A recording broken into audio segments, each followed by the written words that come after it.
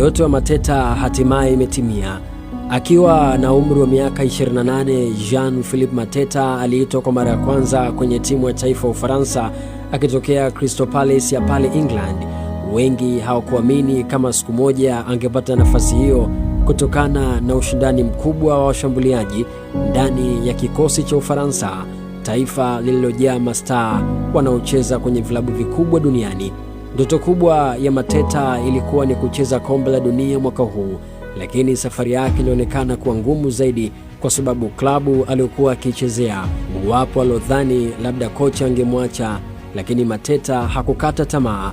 Alipambana kwa nguvu zote akitafuta hatua kubwa katika maisha yake ya soka hadi alipata nafasi ya kujiunga na AC Milan, lakini bahati kuwa upande wake baada ya kushindwa kupita vipimo vya afya, jambo lililomfanya abaki Crystal Palace wakati wengi wakiamini ndoto yake imefikia mwishoni. Lakini maisha yana tabia kuinua wale wasiokata tamaa. Baada ya kuwa na msimu bora ndani ya EPL, Mateta ameonyesha ubora wake kwa vitendo hadi kocha Didier Deschamps amemjumuisha rasmi jina lake katika kikosi cha Ufaransa kitakacho shiriki kombe la dunia. Hii si hadithi ya soka tu, ni somo la maisha. Usikate tamaa mwanangu, siku yako inakuja.